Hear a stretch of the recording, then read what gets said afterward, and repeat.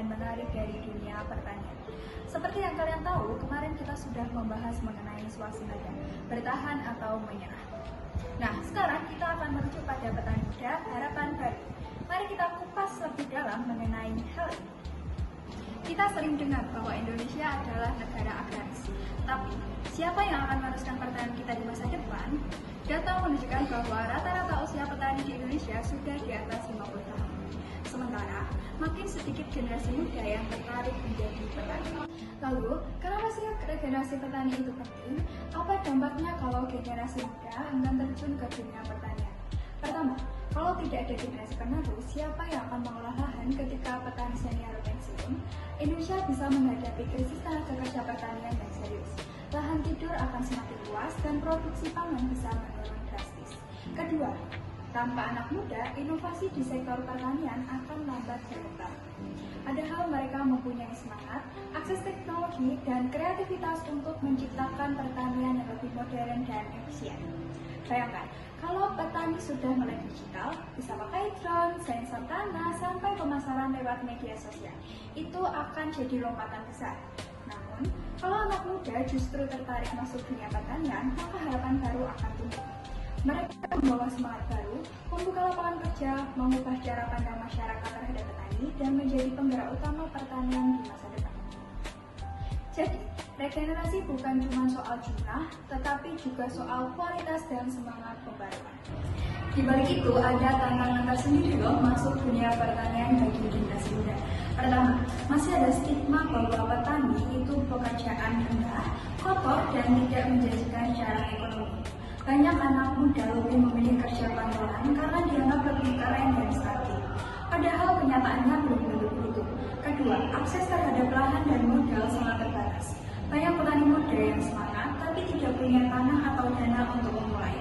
Belum lagi proses perizinan, birokrasi hingga pasar yang belum berpihak pada petani kecil. Ketiga, minimnya pelatihan dan pendampingan. Petani muda butuh pengetahuan, teknologi, dan jejaring. Sayangnya, program pelatihan sering tidak tepat sasaran atau tidak berkelanjutan. Dan yang terakhir yaitu kebijakan pemerintah kadang belum berfokus pada regenerasi. Dukungan masih lebih banyak menyasar petani yang sudah mapan, bukan calon petani baru. Namun, semua tantangan ini bukan alasan untuk menyerah. Justru jadi pemicu jika diberi ruang, anak muda bisa membawa perubahan besar bagi pertanian di Indonesia. Lalu, kalau tantangannya sebesar itu, apa yang bisa kita lakukan? Kita perlu mengubah cara pandang. Menjadi petani bukanlah jalan terakhir, tapi pilihan berani. Anak muda harus melihat pertanian sebagai bidang strategis yang bisa modern, kreatif, dan menguntungkan.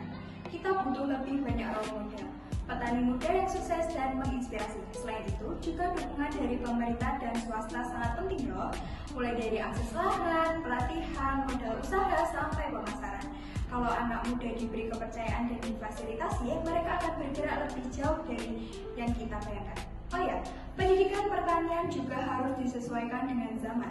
Kurikulumnya perlu lebih praktis, adaptif, dan terhubung langsung dengan tantangan nyata di lapangan. Pertanian harus masuk ke ruang kelas, media sosial, bahkan gaya hidup anak muda. Dan yang paling penting, anak muda harus diberi ruang untuk berinovasi.